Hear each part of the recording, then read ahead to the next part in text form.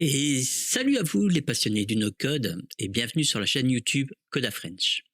Aujourd'hui, nous allons voir comment réaliser à l'aide des boutons un système qui vous permettra de réaliser plusieurs actions et qui changera de nom en fonction du type de compte choisi.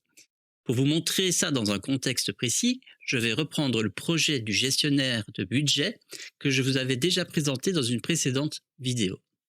Passons maintenant à la démonstration. Donc nous sommes sur la page, sur la page gestion des comptes et on arrive donc sur la colonne archiver qui me permet donc d'archiver chaque ligne une fois que je les ai validées. Donc une fois que je suis sûr que le montant est le bon et que j'ai bien fait les choses correctement, je peux archiver l'information pour ne pas avoir un pavé de lignes et de colonnes qui polluent un petit peu la vue.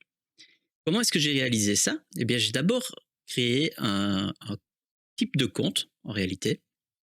Donc ici, c'est un lookup que j'ai fait sur une table qui contient donc la banque avec le logo, etc. Donc ici, c'est un compte prepaid, en dessous, un compte épargne, et puis le compte principal. Donc comment est-ce que j'ai fait ça? Pour que ça puisse fonctionner, il y a plusieurs étapes. La première, elle consiste en créer d'abord donc ces trois colonnes. Donc la colonne de transfert de compte en fonction du type de compte. Ce faire, donc j'ai créé une formule qui est une formule de run action.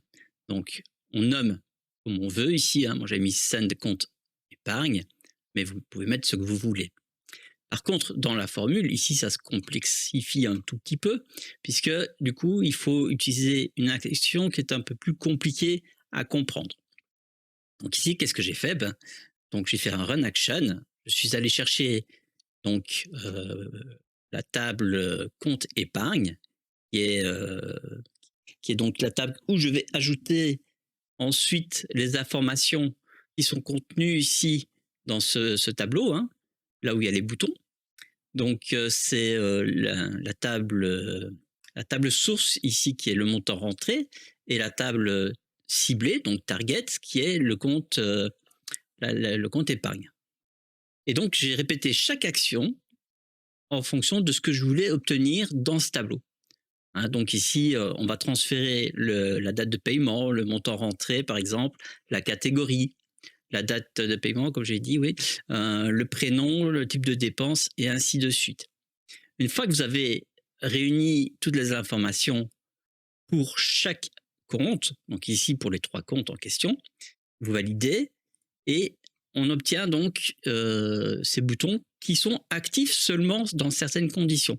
Donc si vous avez fait un peu plus attention, vous avez vu que dans Disable If, j'ai mis une condition. Donc la condition, elle dit quoi? Elle dit que si le type de compte est différent de épargne, puisque ici c'est la colonne pour le compte épargne, eh bien si c'est différent, tu ne dois pas être actif. Donc je ne peux pas utiliser le bouton. C'est en effet ce qu'il fait. Donc on est bien sur le compte épargne aux deux endroits. Ok, c'est très bien.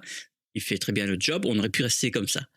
Mais vous savez que les tables, elles ont tendance à vite s'allonger et ça devient assez compliqué de limiter un petit peu tout ça visuellement. Donc qu'est-ce que j'ai fait? Je me suis un peu creusé la tête et je me suis dit oui, mais il y a peut-être moyen de faire avec un seul bouton ces trois actions. Et en effet, donc ici, qu'est-ce que j'ai fait? Je n'ai plus besoin de ces colonnes, je peux les masquer à nouveau.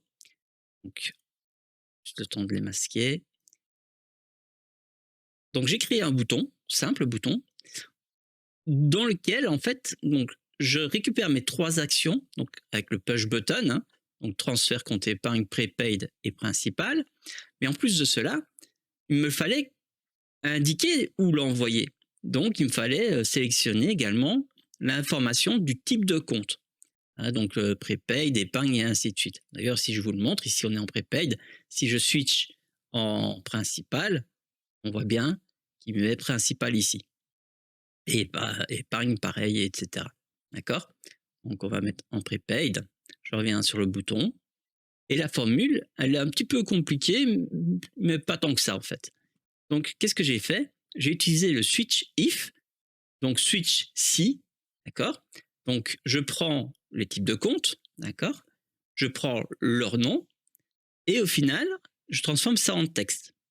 Donc, en gros, c'est simple. Ça prend l'information, ça la convertit en texte et donc chaque fois que je vais changer le nom, dans la colonne ici type de compte, eh bien, il me mettra en texte, donc sur le bouton, le nom que j'ai sélectionné.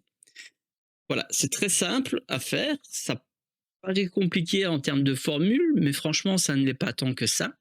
Et ça va vous permettre donc de gagner déjà pas mal de temps et de réduire la largeur en fait de votre table à une seule colonne au lieu de trois. Donc le seul défaut de ce système, c'est que je ne peux pas utiliser le label pour faire comme je fais d'habitude des beaux boutons. Donc là, malheureusement, ça, je ne peux pas le faire ici. Et donc, j'ai également ajouté une condition. Donc, si type de compte, hein, qui est donc ici la colonne à la gauche, is blank, donc est vide en gros, eh bien, tu es désactivé.